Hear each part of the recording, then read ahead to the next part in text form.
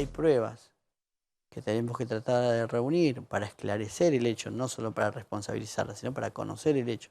Si hay pruebas que vamos a ir reuniendo que nos permiten, tanto respecto de la expresidenta como cualquier otro ciudadano, porque no se descarta ninguna hipótesis ni ninguna persona está excluida de ninguna investigación, al menos en mi fiscalía. ¿Por qué Martín Báez no está preso? Bueno, en primer lugar te digo que mucha gente me ha traído esta inquietud de la posibilidad de avanzar sobre la detención de Martín Báez con el propósito de que cante el que padre. su padre declare, su madre y muchas otras opciones. Yo el día que tenga que meter a una persona presa para lograr eso, me quedo en mi casa. Tanto los testimonios que hay en la causa, más allá de su titularidad en una empresa, pero fundamentalmente las personas que han dicho los distintos roles que han tenido cada uno, indican al padre como el titular del grupo económico y como quien daba las directivas. ¿Y al hijo lo deja? Y el juez observó que para mí Casanelo actuó correctamente, observó y recibió un informe que quien podría generar una fuga, es decir, que ponía en peligro la posibilidad de presentarse ante la justicia, era el padre y no el hijo. Muy bien. ¿Puede arrepentirse y entrar en el régimen de testigo protegido Lázaro Báez? Cualquier imputado puede pedir ese beneficio. ¿Lázaro Báez también? Por supuesto.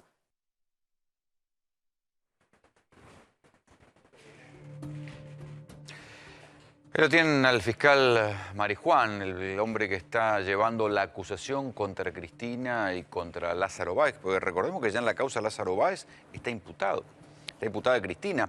Todavía no han avanzado las medidas contra ella, pero hoy se agregó otro ladrillo que es tal vez más directo en las acusaciones contra la expresidenta.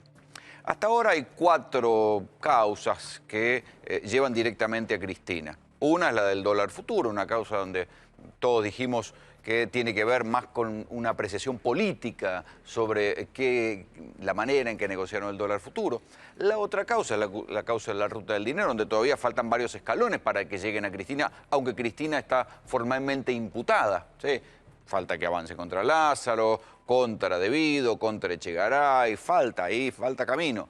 Está la causa Otesur, que está en un limbo todavía, porque después de que se la sacaron al juez Bonadío no pasó nada, pero hoy se agregó otra, que atención con esta, porque esta lleva derechito, esta no tiene caminos, intervalo, va derecho al corazón de una empresa que se llama Los Sauces. La denuncia la presentó Margarita Stolbizer sobre finales del año pasado. ¿Y qué es Los Sauces? Del mismo modo que Otesur es una empresa que administra uno de los hoteles de la familia Kirchner, Los Sauces es la empresa que administra propiedades, ¿sí? Las propiedades son varias, no es que parezca una gran fortuna, digamos, ¿no? Claro, para cualquiera de nosotros sí es mucha guita, pero no es un imperio como el que construyó Lázaro Báez, ¿no? Con decenas de estancias y departamentos y de cosas. La sociedad Los Sauces tiene 8 inmuebles en total, 2 departamentos con cochera en Puerto Madero, en el famoso Madero Office Center, ¿no? Es ese lugar donde estaba tanto La Rosadita como por otro lado casas de otros muchachos del kirchnerismo. Tiene 2 lotes en el Calafate, 2 lotes en Río Gallego, 1 lote en el Chaltén y una casa en Río Gallegos.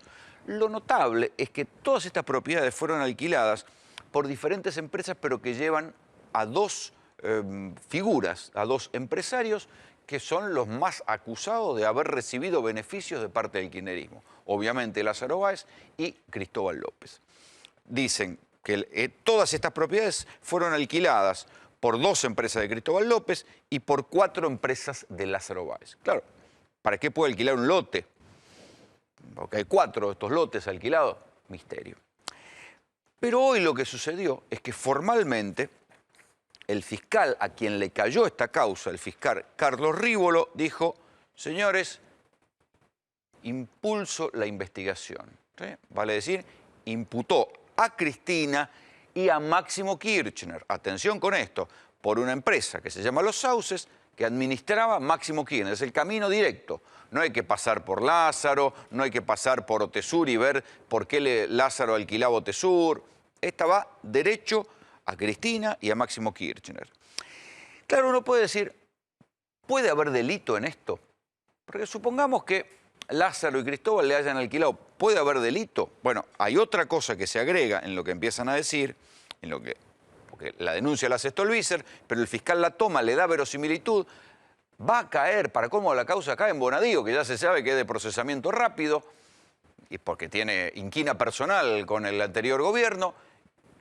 Paréntesis, intentaron sacarlo de la causa dólar futuro. Había muchos elementos para sacarlo, sin embargo la Cámara lo avaló y lo dejó a Bonadío, pese que es público el enfrentamiento entre Cristina y Bonadío. Cristina en su momento había mandado al Ministerio de Justicia que le iniciaran una causa por juicio político en el Consejo de la Magistratura. No lo pudieron mover a Bonadío. Bonadío sigue ahí agarrado, aunque tiene montones de motivos, igual que los tenía Yervide, para que le quepa un juicio político. Sin embargo, estos milagros de los tribunales federales. Cierro paréntesis y vuelvo. Puede que no hubiera nada ilegal en que le alquilaran esos inmuebles. El problema es que dicen que esta empresa no había tenido demasiados movimientos hasta el 2008, año en el que comienza a realizar sus inversiones inmobiliarias más importantes. Y ahí es donde alguien se puede preguntar, ¿y la guita de dónde salía? ¿Sí? Sin embargo, y por esto es que la imputación es grave, porque dice que la imputación es por los presuntos delitos de enriquecimiento ilícito y falsificación de documentos públicos. Entonces ahí sí la cosa se complica. Enriquecimiento ilícito, ellos pueden tener algún grado de justificación, alquilaron, no alquilaron, puede que no sea delito, puede que no quede bien, que no sea ético, que empresarios amigos le alquilen a la empresa de la presidenta de la Nación y su hijo, puede que no sea ético, pero ojo, un presidente y alguien que es un diputado hoy no queda bien, digamos, que falsifiquen documentos públicos. Ahí es donde la acusación se pone más grave. ¿Sí? Atención con esto, porque acá no hay arrepentidos, acá hay papeles. Porque la cuestión de Fariña es que hay un arrepentido que dijo una cosa, después se desdijo. Hay periodistas que consideran que Fariña dice la verdad en todo, cuando la verdad no tiene elementos para algunas cosas, habla como un analista de otras cosas, tiene elementos pero no son fácilmente comprobables. Acá no, ¿eh? Acá no hay un arrepentido, no hacen falta testigos, acá están los papeles, están los contratos, faltan las declaraciones juradas, faltan los balances, bueno, pero acá hay papel. Entonces uno puede preguntarse, ¿cómo es posible que siendo una presidenta, su hijo, Kirchner, que estaba vivo en su momento, hayan sido tan desprolijos? ¿Es factible que hayan falsificado documentos para generar declaraciones juradas y dibujar declaraciones juradas? ¿A qué se dedicaba entonces la inmobiliaria de los Kirchner? ¿A qué se dedicaba? ¿Solamente a alquilar sus propiedades? ¿Tenía otras cosas en alquiler? Estas son las explicaciones sobre las cuales no hay explicaciones, ¿no? Y esto es lo que yo siempre les digo, que la cuestión de las investigaciones a la familia Kirchner se juegan en dos canchas. Está la cancha judicial, donde ellos se defenderán como puedan, pero después está la cancha política. Y en la cancha política el kirchnerismo guarda silencio. Guardan silencio, no hablan. Cada vez que le preguntan a Máximo Kirchner, que es el que a veces da una entrevista por Lázaro Báez y qué sé yo, le echa la culpa a los medios, pero esto ya no es un problema de los medios, esto es un problema de los tribunales. Ya acá los medios no tenemos nada que ver. Le echan la culpa a los medios o dicen, no, esto es como en Brasil, pero nunca contestan sobre lo concreto, sobre Lázaro Báez. Nunca dicen, no, esto es una operación bien hecha, los alquileres están en regla. Nunca lo dicen. Nunca dicen, sí, con Lázaro Báez era nuestro amigo, pero no era nuestro socio. No lo dicen. Entonces la explicación política está pendiente. Pero fíjense qué curioso, porque mientras el kirchnerismo niega la importancia del caso de Lázaro Báez y niega lo que está pasando en la justicia, en la otra vereda, en la vereda de Mauricio Macri, también se están moviendo cosas en la justicia federal. A otra velocidad, a otro ritmo, con mucha más cautela, pero hoy el juez Sebastián Casanelo, el mismo que está investigando a Lázaro Báez, mandó unos incómodos exhortos a Bahamas y a Panamá para saber si Mauricio Macri tiene acciones en dos empresas. Recuerden cómo es la cuestión de los Panama Papers. ¿Sí?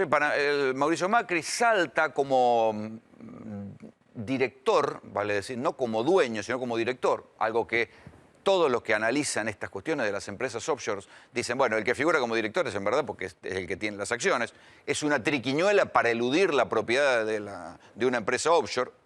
Entonces, Macri figura en los papeles como director, vicepresidente en un caso, director en otra, bueno, diferentes cargos. Y Macri se escuda en la formalidad de decir, yo no declaré esa empresa porque esa empresa no es mía, y yo no declaré ingreso por esa empresa porque nunca cobré, porque dicen que esa empresa no tuvo movimiento. Bueno, atención, porque hoy el juez Casanelo mandó exhortos a Panamá y a Bahamas para saber si Macri tiene acciones en esas dos empresas o si las tuvo en algún momento. Son dos empresas, Flex Trading, que es la que salta en los Panama Papers, y la otra de la cual Macri, el gobierno, todos guardaron un silencio de radio equivalente al silencio de radio que hace el kirchnerismo, la mesa chica, Cristina, Máximo, ¿sí? Al silencio estrepitoso que hacen en torno a lo que tiene que ver con las empresas familiares. Macri nunca habló de la empresa Caguemulla, sociedad anónima, que aparece como viva, como activa en los registros de Panamá. La verdad que uno no puede esperar mucho de Bahamas y de Panamá, si bien Bahamas ha cambiado un poco la legislación y a veces entrega algunos papeles y Panamá está intentando hacer algunos acuerdos para mejorar su imagen fiscal y para terminar con la fama de opacidad y de paraíso de los truchos que le ha quedado después de los Panama Papers, pero hay que ver si mandan papeles. Esto es tan sencillo como el caso de los hoteles. En el caso de los hoteles yo le digo, muchachos, acá no hace falta un arrepentido, están los papeles.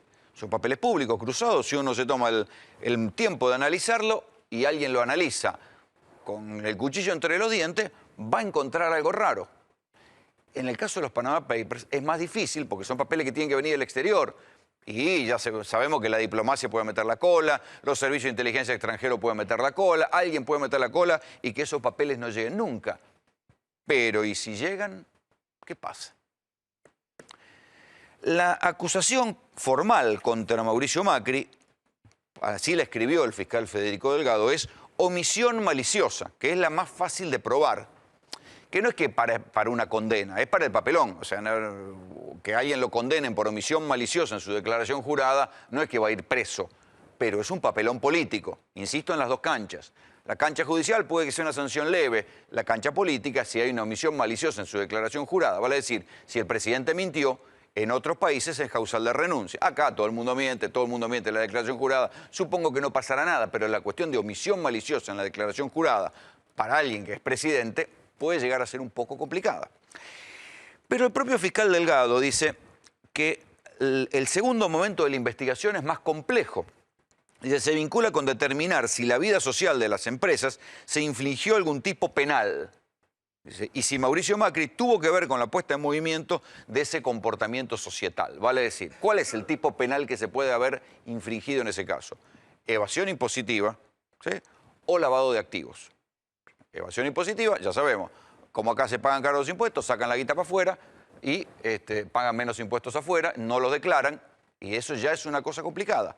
Y lavado de activos, porque por lo mismo, es la complementaria, se saca la guita para afuera y se la invierte en otro lado. Entonces, ¿cuál es el paralelo que yo les quiero hacer? Por un lado, el silencio estrepitoso que hace la familia Kirchner sobre este otro ladrillo judicial que le acaba de salir. Un ladrillo muy directo, que lleva directo a la sociedad, a una sociedad de bienes de la familia Kirchner, con una imputación por falsificación de documentos. Y por otro lado el silencio de Mauricio Macri. Digamos que hoy hubo un paso importante en la investigación de los Panama Papers del cual nadie habla. Evidentemente es mucho más fácil que se resuelva las pruebas contra los Kirchner que contra Mauricio Macri. Pero en los dos casos, en las dos investigaciones, está el mismo silencio. Bienvenidos. La tercera posición. Desde ayer, Argentina se convirtió en el segundo país con el combustible más caro de la región. Es la cuarta suba autorizada por el gobierno. El valor de la nafta super llegó en promedio a los 17 pesos 8 centavos, apenas por debajo de Uruguay, que la vende a 19 pesos 89 centavos. En solo 4 meses de este año, el valor del combustible acumuló más del 30% de aumento. Esto provocó que muchos automovilistas salieran el sábado a la calle en busca de una estación de servicio para poder ahorrar unos pesos. Y se viene un nuevo aumento de la nafta, será a partir de las 0 del día de mañana. La decisión de todas maneras, venir sabiendo que va a aumentar, venir a llenar el tanque. Sí, es una obligación que tenemos porque para poder defender los pocos pesos que podemos tener. Es otra más de las promesas incumplidas que no iban a aumentar la nafta y otra vez tenemos otro aumento de nafta. Llenar el tanque con nafta super cuesta ahora un promedio de 1.000 pesos. ¿Cuánto tenés en cantidad de litros de tanque? Como 60 litros, 55, 60 litros. 17 con 8 centavos, ¿verdad? Sí. Bien. ¿Por 55 litros? 55 litros. Te da un total de 979 pesos. Me deprimiste el día. De esta forma, en promedio se gastan 4.000 pesos por mes cargando el tanque una vez por semana con nafta super. Un golpe directo al bolsillo de cada automovilista. La verdad que es bastante dramático lo que esté aumentando tan seguida la nafta porque el que usa el vehículo todos los días es un costo bastante importante, ¿no?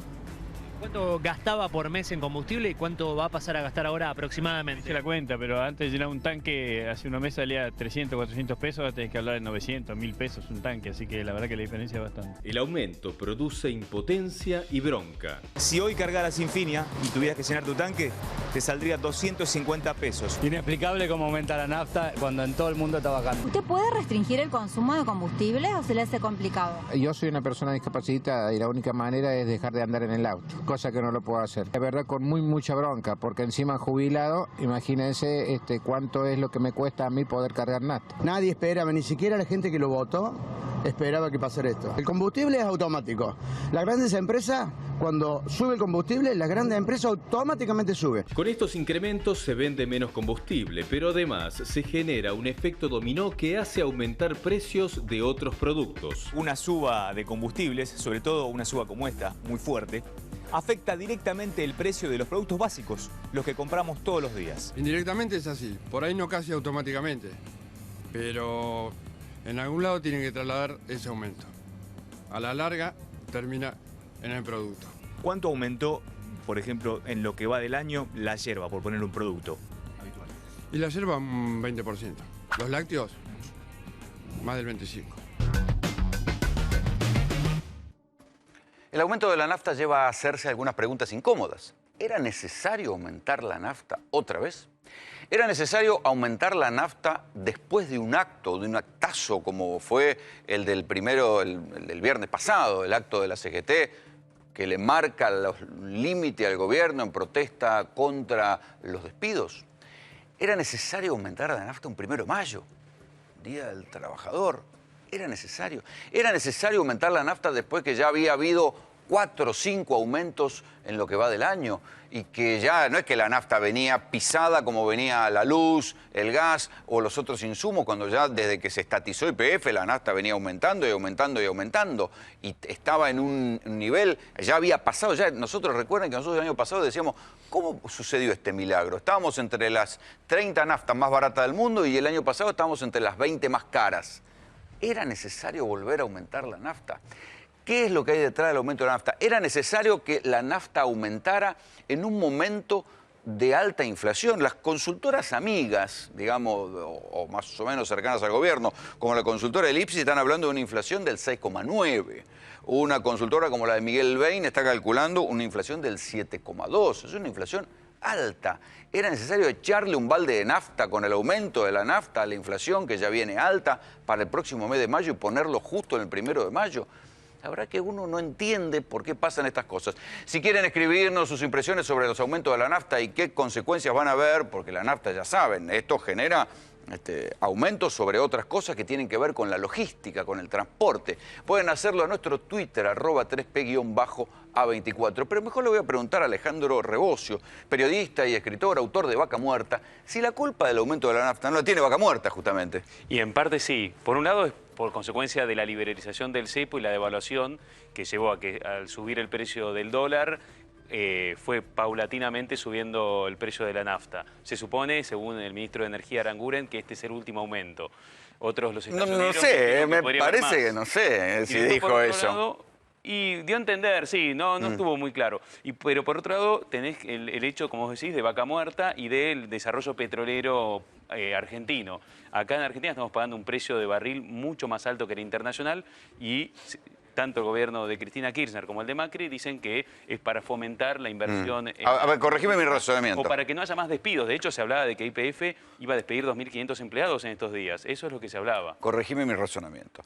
Cuando la nafta subía en todo el mundo, decían que acá no subía la nafta porque subía en todo el mundo. La nafta bajó, digamos, está baratísima. Totalmente. Y acá dicen que, bueno, que esto es para mantener las inversiones para que en algún momento el petróleo shale pueda hacer rentabilidad. Pero Vaca Muerta, ¿no es una Arabia trucha? ¿El sueño de la Arabia se cayó cuando cayó el petróleo? Y sí, hoy en día las petroleras están ganando menos plata en el mundo y tienen menos plata para invertir.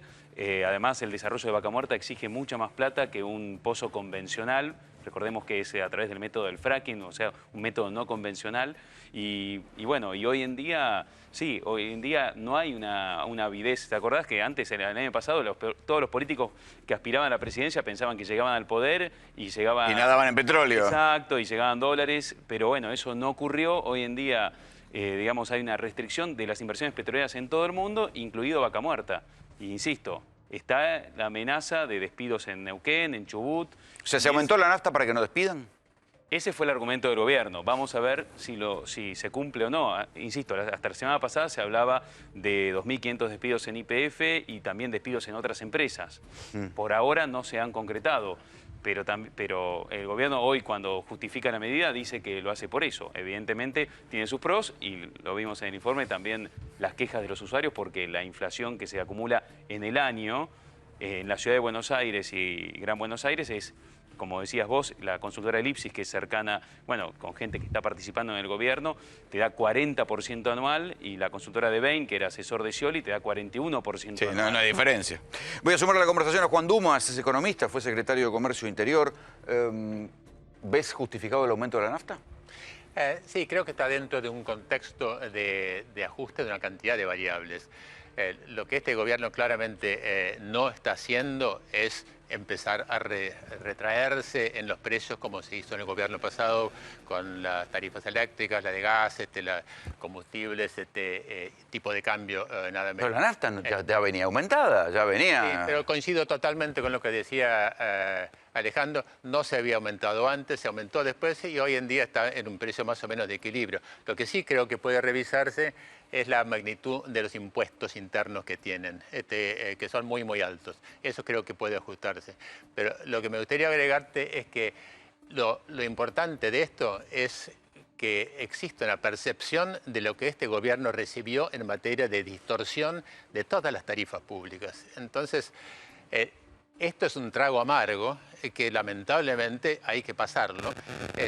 Y creo que esta es una de las últimas aspirinas feas del año. Y podemos Dios te escuche.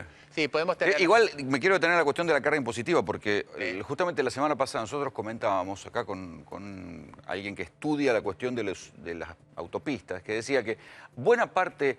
hay una parte del impuesto de las naftas que es para construcción de nuevas rutas, y que es parte del escándalo Lázaro Báez, digamos, esa plata que iba al Estado para construir rutas, o fue a rentas generales o las rutas nunca se construyeron. Sí.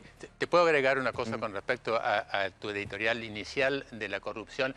Yo como economista, normalmente el tema de la corrupción no es mi mundo, pero en esta ocasión, porque en los gobiernos anteriores, si bien había corrupción, siempre lo hubo en distintos grados, siempre censurable, pero en este último gobierno hubo una corrupción de otra magnitud, de otra dimensión, que, para darte una idea, se podía haber pagado los holdouts con una sola... Eso podemos disentir, ese es el teorema Chacho Álvarez, que también decía que si dejaban de robar se iba a reactivar la economía. Pero te quiero decir que en este caso, la magnitud del robo al Estado que se lo han llevado puesto, cuando uno ve las imágenes de chicos que están debajo de la línea de pobreza, y uno sabe que miles de millones de dólares se han ido y que a esos chicos podrían haber tenido una contención de salud, una educación de excelencia, una oportunidad en la vida que se les quitó. Eso creo que no puede seguir sucediendo. Sí, en teoría sí. No creo que la cuestión de la magnitud de la corrupción, a eso podemos disentir. Los militares se robaron todo YPF, digamos, en la dictadura, y nadie lo imputó, digamos. Podemos discutirlo un rato. Creo que hay que censurar lo pasado reciente, lo presente si corresponde y lo futuro, pero la sociedad como tal no puede tomar esto como algo medio aceptable y medio normal. Es que no, yo creo que lo nuevo justamente pasa. La corrupción en las encuestas está en un lugar que no tenía antes. Correcto. Yo creo que ahí sí tiene que ver con la preocupación social. Miguel Ponce León tiene cifras recientes sobre los números de la nafta. A ver. Estos son los últimos aumentos de combustible. Mira, en enero aumentó a 13 pesos con 79 la Super, la Premium 15 pesos con 54. Siguió aumentando. En marzo quedó a 14 pesos con 64 y la Premium a 16 pesos con 53 centavos. En abril, un mes después, ya aumentó... Claro, parece de un pesito, pero cuando vos lo multiplicás por los 40-45 litros que carga cada tanque de nafta, es guita. Es guita y además se va aumentando el porcentaje. Siempre fue aumentando un 6%. Abril quedó en 15 pesos con 52 la Super y la Premium en 17 pesos con 50. Y ahora, en mayo aumentó un 10%. Quedó en 17 pesos con 8 centavos la Super y la Premium en 19 con 30. El acumulado da un aumento de 30% en solo este año y la consecuencia inmediata... Y ojo que ahí hay que acordarse que después de las elecciones hubo otro aumento, ¿no? Inmediatamente el día después de la segunda vuelta aumentaron un 5%. Sí, sí, sí. Bueno, si uno toma de ese 41% que hablábamos antes, que es hasta el mes pasado de inflación, según el estudio Bain, 28 puntos de esa inflación vienen desde noviembre en adelante. Y esos aumentos que empezaron en noviembre fueron por esas expectativas de que ya con el resultado de la primera vuelta se preveía que ganaba Macri y que iba a liberarse cepo y una devaluación. El gobierno, obviamente, el gobierno de Macri le dice que el gobierno de Cristina de Kirchner en ese mes dejó de controlar los precios, pero también la realidad es que los empresarios empezaron a acomodarse a los precios de lo que ¿Y iba dónde a ser quedó después. aquello que decía que un litro de nafta iba siempre con $1 blue? Ahora ya pasó. Y ahora está más arriba, sí, sí, sí. Bueno, ahora se fue al demonio esa ecuación. Vean lo que decía Mauricio Macri respecto a los aumentos. Entonces quiero decirles que es muy importante que entendamos el momento que estamos recorriendo, porque también sabemos, con la gobernadora, el jefe de gobierno, los ministros, el intendente, que una economía con 700% de inflación acumulada, que es la que heredamos, con un país que no generaba empleo de calidad hace 5 años, con una economía al borde del colapso, había mucha gente que la venía pasando mal y que el sinceramiento de muchas cosas hace que estos problemas en algún punto le hayan complicado más la vida a la gente. Pero lo sabemos, por eso también hemos tomado muchas medidas para ayudar a más de 10 millones de argentinos a cruzar ese puente que estamos construyendo, como este viaducto. Y creemos en que este camino que hemos emprendido va a generar trabajo. La Argentina está comenzando a generar trabajo de calidad, como este. Esta obra genera, entre directos e indirectos, 800 puestos de trabajo. Pero son trabajos de calidad. ¿Por qué? Porque el trabajo que se está haciendo acá ayuda a generar más trabajo. Ahí la cuestión del trabajo, ¿no? Lo que está rondando en las principales críticas que vienen sobre todo desde los gremios. Enseguida vamos a hablar del enfrentamiento, cómo están los rounds entre Macri, Moyano, los gremios. Enseguida vamos a ir porque la cuestión se está poniendo cada vez más crispada. Miguel tiene más datos sobre el aumento de la nafta. Si lo comparamos con años anteriores, tenés que en enero estaba la nafta a 11 pesos con 31, la nafta Super, y en diciembre llegó a 13 pesos con un centavo. El año pasado fue poco el porcentaje de aumento, pero si lo comparas con años anteriores, en marzo la nafta estaba a 4 pesos con 82 centavos, o sea que en solo 4 años aumentó un 250%. Claro, esto no tiene nada que ver con ningún índice de inflación, ¿cómo lo explicas? Bueno, ahí el cambio, vos fíjate, es marzo de 2012, que es cuando se nacionaliza YPF. O sea, a partir ¿No era que cuando se nacionalizaron las empresas las cosas se pagaban más barato? Y no fue la estrategia, el kirchnerismo lo que hizo fue a partir de ahí aumentar los precios, o sea, lo que no antes pisaba los precios de los combustibles, una vez que se nacionalizó, que pasó 51% a manos del Estado, con la intención de estimular vaca muerta, subió los precios y bueno, y hoy en día tenemos un gran subsidio que pagan los automovilistas y que en eso hay una política de Estado, porque comparten el kirchnerismo con Macri, que es pagar un precio de barril muy alto para subvencionar la inversión o mantener la inversión en Vaca Muerta y en el desarrollo petrolero local. La pregunta es, bueno, muchos se preguntan si esa plata, ese subsidio no debería hacerse a energías renovables en vez de hacerlo a una de combustible fósil. Sí, que el kirchnerismo no quiso saber nada, porque apostó por el petróleo, por la energía nuclear y las energías renovables, nada. No pusieron, creo que ni 2 molinos de viento en toda la Argentina, ni paneles de energía solar, cuando otros países tienen mucho más parque energético renovable. Sí, bueno, muchos dicen, bueno, eso es muy difícil, complicado, pero la verdad que hoy en día gran parte del precio del barril de petróleo local, o sea, casi la mitad es ese subsidio muy por encima del precio internacional. O sea, se podría haber subsidiado lo otro. A eso, como equivocado, pero en fin. Ricardo Inti Alper es referente del tema de economía popular. ¿Se podría haber evitado el aumento de la nafta el Día del Trabajador?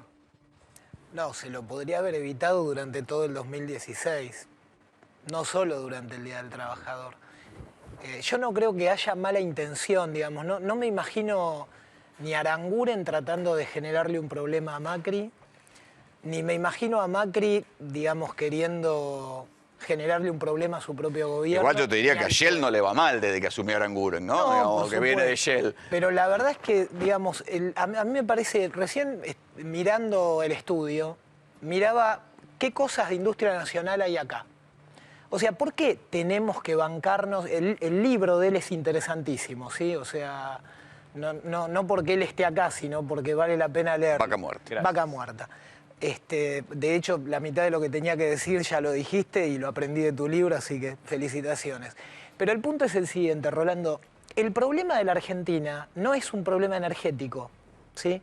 Es un problema cambiario que viene de lo productivo. O sea, si vos mirás el estudio, todo lo caro, las cámaras, los monitores, los LCD, la pantalla que está atrás tuyo, todo es importado. Los teléfonos que tenemos todos ahí cargados en la ropa, algunos 1, 2 teléfonos, es todo importado. Entonces, ¿qué ocurre? Vos necesitas de alguna... O sea, en Arabia Saudita sacar petróleo cuesta $4. ¿Sí? Acá, ¿cuánto cuesta? Alrededor de 30, una cosa así. Un poquito más. Y un poquito más.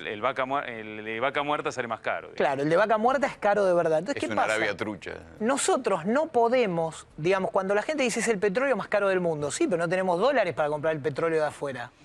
O sea, como la Argentina lleva 10 años de comprar chucherías y comprar chucherías y comprar chucherías, importamos kilos que a veces valen cientos o miles de dólares. Se supone que tiene un modelo productivo. Bueno, pero una cosa es la suposición y otra cosa es lo que realmente logramos. Bueno, viste cómo es esto, o sea, marketing. Uno en un capítulo de Los Simpsons aprende mucha economía. Realmente una cosa es lo que quisimos creer, lo que algunos le hicieron querer creer a los demás y después lo que pasó. La realidad de la Argentina es, vos tenés un montón de gente trabajando que no produce el tipo de riqueza que los argentinos queremos consumir. ¿Se entiende? O sea, tenés 800.000 millones de personas comprando y vendiendo porquerías, haciendo todo tipo de cuestiones, menos agregándole valor a cosas que se exporten, ¿sí? O agregándole valor a insumos importados y convirtiéndolo en producto. Entonces, ¿por qué en la Argentina a nadie le interesa el alto precio o bajo precio del petróleo internacional? Porque no lo podemos importar porque no tenemos dólares. Entonces, primer punto, gran problemática. Digamos, el tema de cuándo se va a resolver el problema de que nosotros nos acompasemos al precio internacional cuando podamos comprar afuera. Para comprar afuera, ¿quién está faltando en esta discusión? El ministro de Producción, que es el tipo más importante hoy de la República Argentina y que fíjate que no es consultado. O sea, ahí hay un problema serio. El otro problema serio es que de cada 18 mangos que ponemos de nafta, 8 entran a la caja de un Estado que con contadas, digamos... Es lo que decía Juan. Claro, y entonces el punto es, che, ¿no será que estamos produciendo poco y mal? Digamos, me parece que el punto que nosotros tenemos que incorporar no es, bueno, se aumentaron mucho, se aumentaron poco. El punto es, se tiene que juntar el sector trabajador, se tiene que juntar el gobierno y el sector empresario y empezar a ver qué hace este país para que 5 millones de personas que no crean valor diariamente empiecen a crear valor para poder importar insumos e industrializarlos y no revendan cosas de manera circular. Claro, o para que podamos realmente empezar a exportar cosas de la Argentina con mayor valor agregado. Quiero sumar a la conversación a Javier Gentilini, legislador de Frente Renovador, ¿era necesario el aumento de la nafta para vos? No, yo creo que para nada.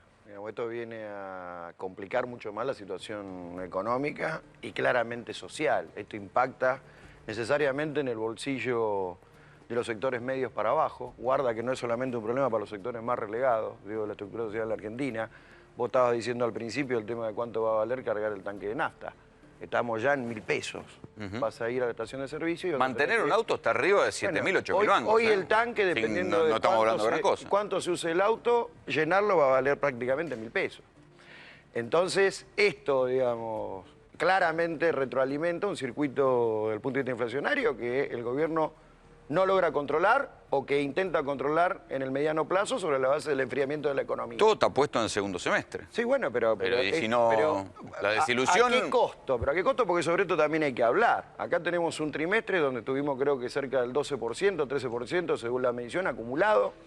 Según las estimaciones de varias consultoras y varios estudios, estamos en 6, al cual le tenés que agregar el 7 ahora, cuando se está espiralizando. O sea que el primer cuatrimestre va a estar dando más del 20, eso proyectado anualmente, ¿cuánto va a estar? ¿40 o más de 40? O sea, estamos en una situación absolutamente perniciosa. ¿Sobre quién se desata eso? Fundamentalmente sobre los sectores populares, sobre la capacidad de bolsillo de los sectores populares. Y me parece que pero también del electorado que votó a Macri, porque estamos en la clase media, porque digo, al tipo que tiene que ir a cargar nafta, seguramente buena parte de la gente debe haber votado a Macri en la segunda vuelta. Ya debe haber varios arrepentidos, eso ninguna duda, porque ya estamos a más de 100 días de gobierno, se acabó la luna de miel, y el gobierno debería estar demostrando claramente una estrategia de orden distinto o que se exprese en lo concreto, en lo cotidiano, señales que a la gente le signifiquen que estamos... Se lo pregunto en términos de provincia. ¿Las provincias petroleras están imponiendo el aumento que están pagando a las provincias centrales, donde está la clientela que le dio el triunfo a Macri, Córdoba, Santa Fe, Buenos Aires, que son los lugares donde hay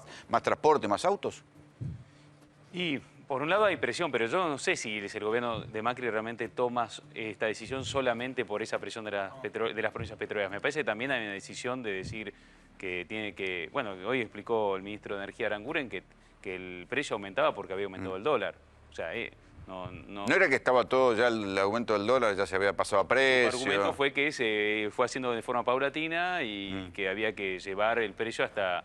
Bueno, aumentó, ¿no?, el dólar de 9 y pico a 14 y pico, ¿no? Entonces... Los aumentos y los despidos están generando muchas fricciones con el sindicalismo, ¿sí? Ya lo vimos en el acto del viernes pasado y hoy el cruce de palabras entre Macri y Moyano. Moyano dijo que Macri sabía menos de política que él de capar monos. ¿Cómo va? Y acá, Mazo. ¿Qué te pasó? Me enteré que mi ex está con otra. ¿Pero cómo te enteraste? ¡Me estoy comiendo a tu ex!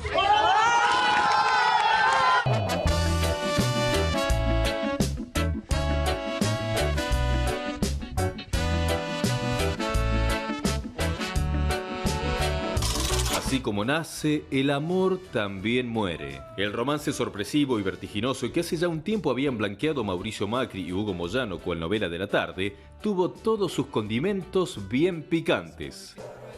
Todo el mundo se asustó y se sorprendió. ¿Cómo va a estar con Macri? ¿Es de la derecha o no sé de dónde es? Todos los reclamos que le hemos hecho a Macri ha dado respuesta. Todo, absolutamente les todo. respondió. Ha dado respuesta concreta a los trabajadores. Siento un cambio adentro que se aproxima, aunque entiendo al que resigna, pero alcanzo al que camina. Un inicio misterioso, noviazgo confirmado y una corta luna de miel luego de la ceremonia fueron las dulces estaciones de este amor veraniego que, así como las hojas ocre, cayó al suelo en el otoño porteño. Es una perversidad y el gobierno ha sacado una medida que en definitiva hoy pagan más trabajadores que lo que pagaban con el gobierno anterior. Este es el reclamo que el gobierno tiene que entender, que se tenga en cuenta que es necesario un aumento de emergencia para nuestros abuelos, para nuestros viejos, para los trabajadores que dejaron parte de su vida en su trabajo para hoy poder vivir con un poco de dignidad. Si el amor se cae, todo alrededor se cae. ¿Quién engañó a quién? El amor entre el morocho del conurbano y el chico rico de Barrio Parque parece haber llegado a su fin en menos de lo que les duró la marcha nupcial. Luego del multitudinario acto de las centrales de trabajadores, los efectos políticos ya empiezan a sacudir el tablero. O sea, el gobierno ha sido electo por la voluntad de la gente, me parece perfecto. Toma las medidas que creen conveniente, aunque no las compartamos, pero bueno, para eso lo han elegido. Pero también que piensen aquellos sectores que están pasando necesidades extremas. Claro, aquellos que nunca han pasado necesidad no saben lo que son las necesidades. Pero hay que entenderlas, que tienen que interpretarla, tienen que darle alguna respuesta, porque si no, la situación se va a agravar. Macri dijo ayer que la ley antidespidos no sirve porque es como hacer una ley para ser felices. Sí, pero lo dijo Macri. Si Macri entiende menos de política que yo, como decía un amigo, de capar mono. ¿De capar monos? ¿Quién sabe cómo se capa un mono? Si el amor se cae, todo alrededor se cae. Macri y Moyano, protagonistas de El arte de amar en tiempos de crisis. Que tu ex no se convierte en tu enemigo, decían en la escuela, porque es al separarse cuando se siente y se comprende la fuerza con la que se ama. Claro, las cosas son tan vertiginosas que no nos acordamos que hace poquito, menos de un año, en la campaña electoral, en la usina del arte, compañero, dijo Hugo Moyano, si no te molesta te digo compañero Mauricio. ¿Sí? Y dijo después, este gobierno supuestamente de derecha, no como los progresimios que gobiernan, fue de los gobiernos que pagaron indemnizaciones a los trabajadores. Hay que reconocer que nos dieron más respuestas que otras gestiones. Esto decía Moyano durante la campaña de Macri. Y recuerden que en el Caló estaba con Scioli, Barrio Nuevo estaba con Massa y Moyano estaba con Macri. Ahora todo esto se invirtió y apareció Moyano diciendo que Macri sabe menos de política que él de capar simios. ¿Qué está pasando? No, bueno, si hubo alguna expectativa ahora frustrada, evidentemente tuvo que ver con promesas que se asumieron, digamos, por parte de dirigentes sindicales respecto a lo que pudo haber planteado Macri. Lo concreto es que la situación no da para más y eso de una u otra manera obliga a las centrales sindicales a salir a la calle a plantear el tema del impacto inflacionario en el bolsillo de los trabajadores, los despidos, el tema del 82% móvil, la escala en ganancias sobre el tema del impuesto, digamos, al salario, que en definitiva es algo que hay que encarar seriamente. Me parece que lo que dijo Ricardo fue muy atinado en el sentido de que acá no se está haciendo algo que es casi de manual. Se debería haber reunido a los actores fundamentales de la economía, a los empresarios, a los trabajadores y en el marco, digamos, de esa instancia, obviamente con la responsabilidad que tiene el gobierno de llevarla adelante, se deberían haber fijado metas de productividad, metas de rentabilidad, metas de salarización y por lo tanto... Sí, pero me parece que eso es ajeno al plan de gobierno de Macri, digamos. Ahí está el problema. Esta es una oportunidad que perdió Macri. La puede cambiar en cualquier momento, pero la perdió. No, yo creo que nos estamos olvidando de algo que sufrimos durante 10 años, que caracterizó al kirchnerismo, que actuó de manera sistemática. No digo coherente, pero sistemática. Que es cuando le aparecían problemas, no lo enfrentaban, nunca lo resolvían. ¿Qué es lo que hacía? Lo pateó para adelante. Lo siguió pateando para adelante. Nunca resolvió un problema. Y así hizo con todas las variables de la economía. Y lo que llegó... Intervenía la política sobre las variables de la economía. Nunca quiso pagar el costo político de que si subía el precio del trigo, subiría el precio del pan, si subiría el precio de la tarifa eléctrica, estaba mal. Nosotros acá en el área de Buenos Aires pagamos 7 veces menos que en Santa Fe, Córdoba y demás. Y así hicieron con montones de variables. Bueno, cuando uno hace eso, se encuentra con montones de problemas que tuvieron la suerte que no les estallara a ellos. Cosa que el gobierno de Macri tuvo la mala suerte de heredar un país en esas condiciones y que la sociedad no tenía la percepción de que había una crisis enorme. Entonces no está tan dispuesta a tragarse píldoras y remedios desagradables que si lo hubiera tenido, si el país hubiera volado por pero los cuando países. uno ve, por ejemplo, que hoy por hoy el mejor negocio que uno puede hacer es poner la guita en la LEVAC y después tener una rentabilidad en dólares que no va a ninguna parte del mundo, dice... Hay que tener coraje para hacer eso. Hay que ver cuánto dura eso, porque eso recuerda a la bicicleta financiera. Digo, no parece ser un modelo productivo, ahora, en la foto de hoy, ¿no? Yo lo que creo, los economistas somos aburridísimos, nos tildan de aburridos con bastante razón. Y siempre hacemos analogías médicas. Yo quisiera hacer una muy cortita odontológica, si puedo. el kirchnerismo, cuando a alguien le dolía la muela, decía que garrón, tendría que ir al dentista, pero no voy a ir, me voy a tomar un calmante. ¿Tomo un calmante? Y voy tirando. Y voy tirando. Y al rato, bueno, la infección, la caries sigue avanzando. Bueno, me tomo 3 calmantes. Al dentista no voy. Y bueno, para hacerla corta, se le fue la muela y terminó en el dentista. El kirchnerismo, el macrismo lo que está haciendo es decir, me duele la muela, qué garrón, me voy a tener que ir al dentista y espero salir curado. Y en este momento mi impresión es que estamos en el dentista, con el torno, la estamos pasando mal. No sea cosa que nos quedemos sin dientes, gracias por venir a todos. Vamos a hablar de la universidad. Claro, un efecto no previsto de los aumentos de tarifa, en este caso no de la nafta, sino de la luz, es el funcionamiento de las universidades. La UBA dijo que con estas cuentas aguantan solamente hasta agosto.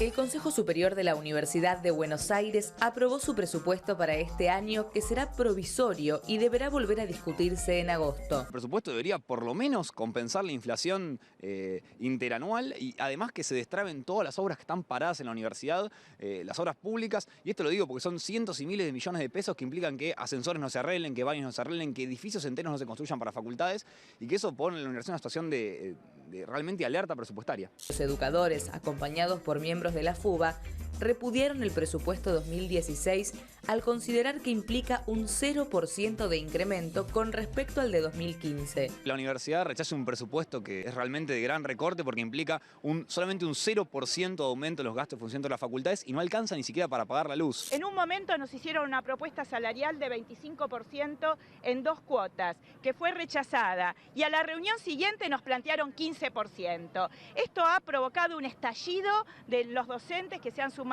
masivamente a un conflicto que ya no es de un sindicato, ya no es de la CONADO histórica, ya es del conjunto de los docentes de la Universidad de Buenos Aires.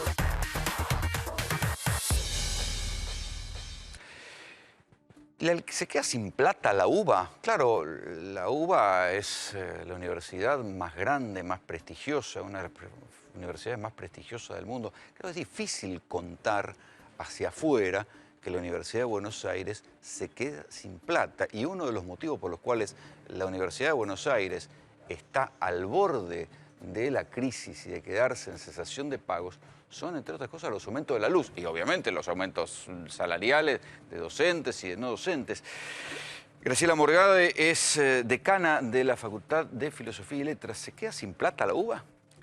Y por el momento está muy complicada la situación, la expectativa de los aumentos, no solamente de los servicios, sino también de los insumos para funcionar, que tienen que ver con el tóner y el equipamiento informático. ¿Hace cuánto que no se veía una crisis así? Bueno, hay una historia muy larga y dolorosa que atravesamos en los 90 y el 2001 tal vez fue el punto más doloroso, porque en el 2001 realmente los profesores, las profesoras pagábamos los insumos para emitir, por ejemplo, los certificados para estudiantes, ¿no? Y de alguna manera estamos intentando, y esta nota me imagino que también va en esa dirección, estamos intentando que esto no ocurra. Por eso estamos en muchos espacios públicos, en la calle. ¿Esto cómo se ve en la vida cotidiana de las facultades? Bueno, básicamente los gastos de funcionamiento cubren los servicios, pero también cubren, como decía, algunos de los gastos pequeños arreglos. Si no funciona un ascensor, llamamos a un service y eso sale de los gastos de funcionamiento. ¿Ya te llegó la factura de luz? La luz y la electricidad la paga la UBA centralizadamente. O sea que a vos no te toca. No me toca. Pero pero recibí la cuenta. ya ¿Qué les dicen? Y que ¿Hay comunicación que o no no la hay vamos a... La expectativa es no pagar la electricidad, digamos, que no se va a poder pagar. ¿Que hacerle un pagadiós? Y imagino, y de hecho hay proyectos y hay discusiones, que las universidades van a entrar dentro de algún régimen especial. Espero ¿Les den la tarifa social? Sí, o directamente un reconocimiento de otro tipo de tarifa. Pero reitero, no son solo los servicios. También nosotros, por ejemplo, en la facultad tenemos un sistema de apoyo a estudiantes de becas estudiantiles, que son becas básicamente para apuntes, y también salen de recursos que, si no son de los gastos de funcionamiento, son recursos propios que las facultades Eso sin contar la huelga docente, porque mi hija, por ejemplo, va al Buenos Aires, que depende de la Universidad de Buenos Aires, y creo que tuvo 3 semanas de clase en lo que va del año. Bueno, es que a eso quería ir. Los gastos de funcionamiento son una parte mínima, lo que pasa es que en este momento, en el presupuesto que se votó la semana pasada, son 0 de aumento. Entonces, esta es la preocupación más importante, pero no nos olvidamos de por una parte la huelga docente, por otra parte el viernes una huelga no docente muy fuerte, esta semana va a haber otra. El secretario... Hoy hubo una marcha de padres y alumnos a pedir que funcione el colegio, claro, por ejemplo. Porque bueno, claro, los colegios universitarios están en el régimen de la universidad, y también ahí yo quería señalar un tema político, que el actual ministro de Educación, a principios de año, bueno, hizo un acuerdo con los sindicatos docentes del resto del sistema educativo, que tuvo mucha prensa, que tuvo alguna ida y vuelta, ¿no? Que del parecía 40%. No quedaba tan claro cuánto era, pero finalmente para los más postergados iba a ser 40%, y el 15% para las universidades, a pesar de que es cierto que la paritaria terminaba en junio, pero con estos aumentos, estuve mirando la nota anterior, realmente es importante, es central abrir la paritaria de nuevo, con un 15% en mayo y a fin de año otro 15%, bueno, todo el sistema universitario está en la... ¿Hay algo de ideológico por esto de pendular que tiene la Argentina, ¿no? Que el kirchnerismo abrió un montón de universidades, había contrato con universidades que ahora están siendo revisados en la justicia, universidades del conurbano, el macrismo va para el otro lado y detesta las universidades porque las identifica con el kirchnerismo, las universidades públicas? Mira, yo ¿Y prefiere las privadas? Si lo llamás ideológico, yo creo que hay un tema político que está orientado ideológicamente, pero sí creo que las universidades nacionales integraron, o sea, más universidades, pero además un tema central que fue integrar a la universidad al esquema, al discurso del derecho a la educación. Eso fue realmente un logro del kirchnerismo con el cual me siento totalmente identificada. Pensar que las universidades integran un proyecto productivo, un proyecto cultural, el proyecto de desarrollo de un país, también forma parte de una manera de pensar a la educación, a la cultura. Yo no podría asegurarlo y apuesto a que haya alguna revisión, pero desde que asume el gobierno nacional hubo notas en diferentes medios alrededor, por ejemplo, de la gratuidad, si la gratuidad es sinónimo de igualdad. Sí, sin embargo, la UBA sigue siendo la mejor universidad de la Argentina, incluidas las privadas. Es que, digamos, en los rankings internacionales. Es que no... Tan mala no debe ser, ¿eh? No, es que no es un tema de si es mala o no. El tema es quién financia a la universidad.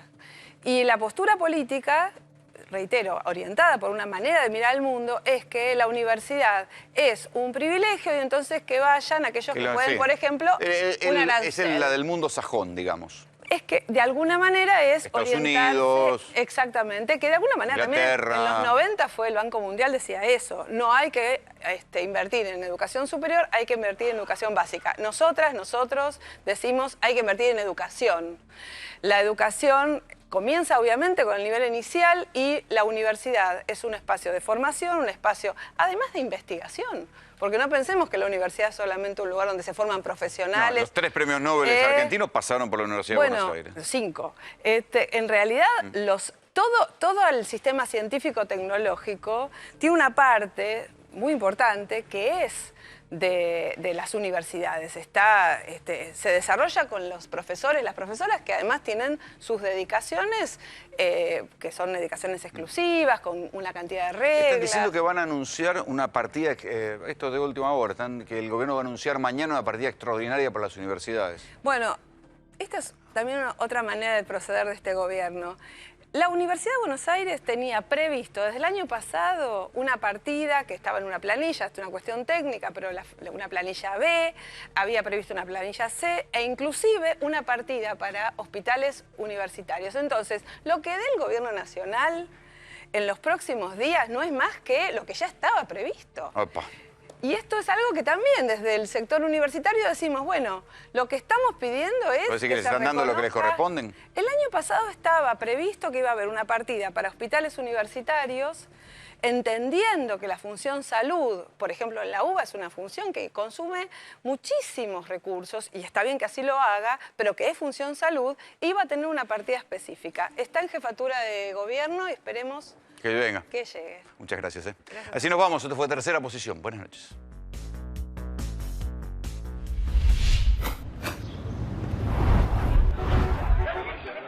Accede al auto que quieras con la mejor financiación. Global Autos, 0800 333 1950, globalautosweb.com.